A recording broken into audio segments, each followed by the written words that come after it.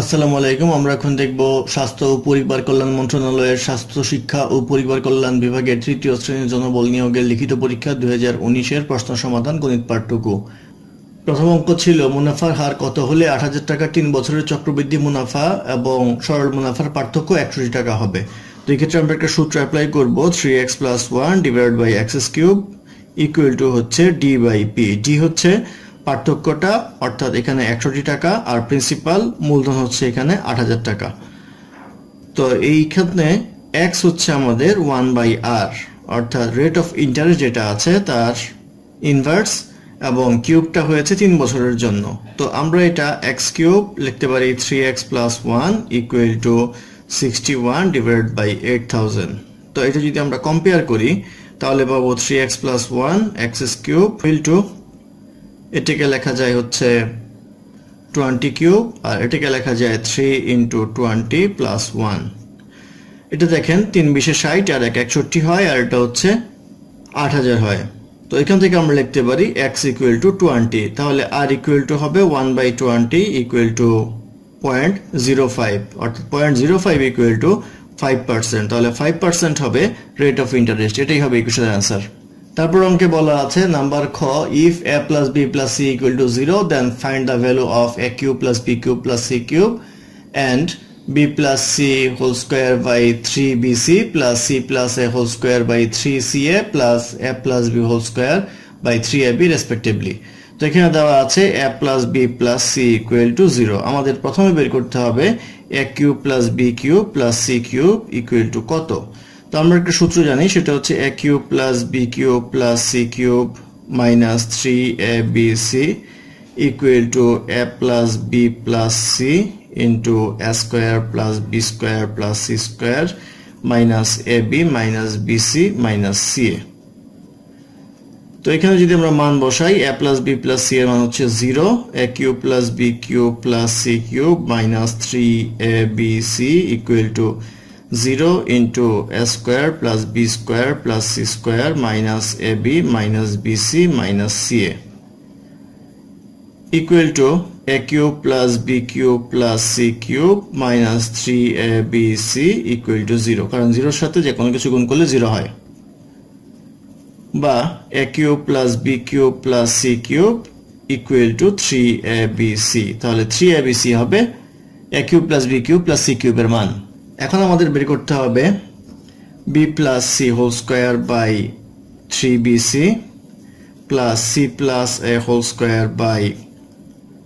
3ca + a + b² / 3ab। তো এখানে যেহেতু a + b + c = 0, সেহেতু b + c = হবে -a, তাহলে -a² 3bc প্লাস এটা হবে -b² / 3ca প্লাস এটা হবে -c² 3ab। এটা যদি লসাগু করি আমরা পাবো 3 × abc। তো এটা করলে হয় a², আর এটা লসাগু ভাগ করলে হয় a থাকবে, তাহলে আসবে a³ + b³ + c³ একইভাবে সবগুলি লেখা যায়। এটা করলে আমরা এর আগে অঙ্কে বের করেছিলাম a³ + b³ = 3abc, তাহলে উপরে লিখতে পারি 3abc আর নিচে 3abc, কাটাকাটি করলে আসবে হচ্ছে 1, তাহলে 1 হবে নির্ণেয় মান। এটাই হবে ইকুয়েশনের অ্যান্সার। তারপর অঙ্ক গ নম্বরে বলা আছে কতিপয় ছাত্রের গণিতের প্রাপ্ত নম্বর 1190, তার সাথে 88 নম্বর প্রাপ্ত একজন ছাত্রের নম্বর যোগ হওয়াতে ছাত্রদের প্রাপ্ত নম্বরের গড় 1 বেড়ে গেল। কতজন ছাত্রের প্রাপ্ত নম্বরের সমষ্টি 1190? সেক্ষেত্রে আমরা ধরে নেই ছাত্র সংখ্যা হচ্ছে x, তাহলে তাদের টোটাল নাম্বার হচ্ছে 1190। এখন যদি একজন বাড়ে তাহলে ছাত্র সংখ্যা হবে x + 1, আর মোট নাম্বার হবে 1190 + 88 = 1278। তো নতুন যে গড়টা বের হবে 1278 / x + 1 -1190 / x = হবে 1, অর্থাৎ নতুন গড় / আগের গড় = 1। তো এটা যদি আমরা ক্যালকুলেট করি তাহলে পাবো 1278x - x + 1 × 1190, নিচে আসবে হচ্ছে x × x + 1 = 1।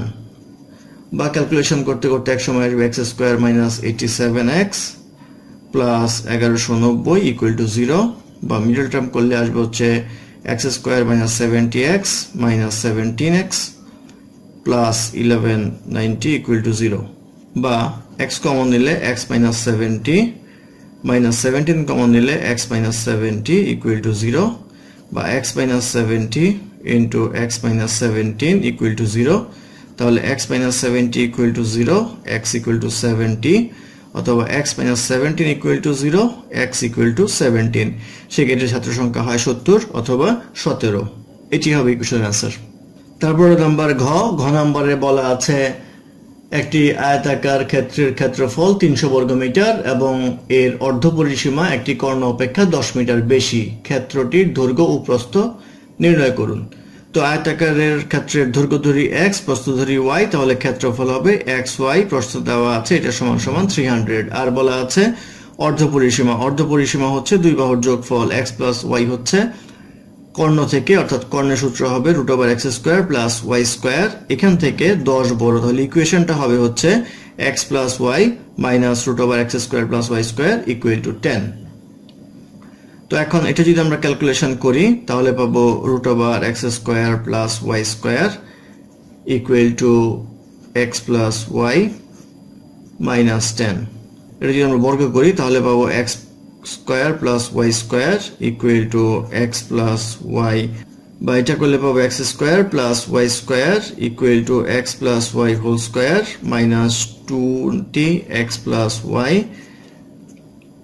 প্লাস 100, বা এটা ক্যালকুলেশন করলে সূত্র করলে পাবো x plus y whole square minus 2xy equal to x plus y whole square minus 20 into x plus y plus 100, বা এটা কাটা যায়, এখানে থাকে হচ্ছে xy এর মান বসলে 300, তাহলে এটা হবে minus 600 equal to minus 20 into x plus y plus 100, বা x plus y equal to আসবে এখান থেকে 35।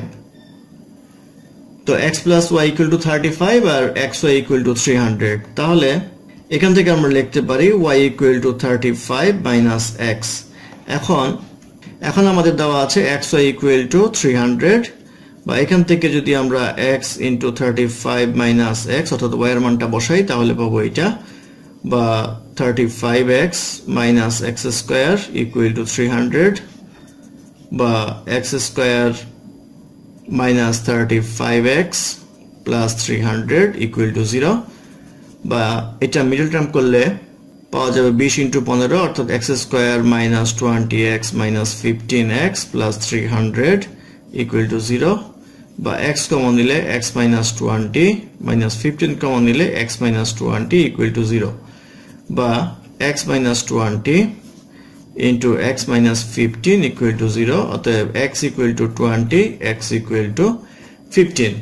এখন এই x এর মান এই y এ বসিয়ে পাই y equal to 35 minus x, তাহলে 35 minus 20 equal to আসবে 15। আবার যদি x এর মান 15 বসাই 35 minus x, 35 minus 15 equal to 20, অর্থাৎ 20 15 অথবা 15 20, অর্থাৎ বাহুর দৈর্ঘ্য হচ্ছে 20 এবং 15। এটাই হবে ইকুয়েশনের आंसर। তারপর নম্বর অঙ্কে বলা আছে if a equal to cube root 27, b equal to cube root 64, c equal to 2 to the power n, d equal to 2 to the power n minus 2 and e equal to 2 to the power n minus 1, then find the value of fc minus bd divided by c minus e।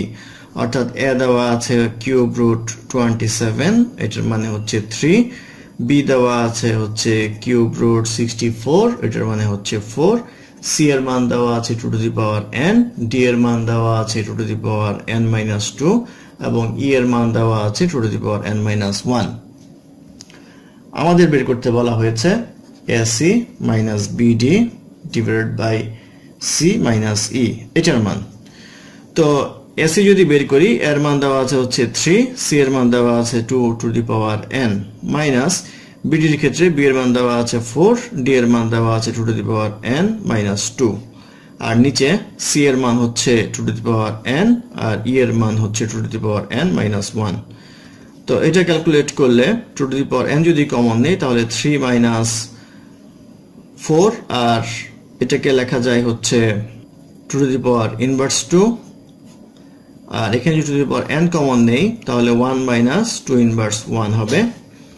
এটা করলে আসবে হচ্ছে 2 to the power n into 3 minus, এটা কাটাকাটি করলে আসে 1, এটা আসবে, আর নিচে আসবে 2 to the power n 1 minus 1/2। এটা যদি করি 2 টু দি পাওয়ার n আর 2 টু দি পাওয়ার n কাটাকাটি যায়, উপরে থাকে হচ্ছে 2, নিচে থাকে হচ্ছে 1/2 equal to 2 into 2/1 equal to 4, অর্থাৎ 4 হবে নির্ণেয় মান। এটাই হবে ইকুয়েশনের আনসার।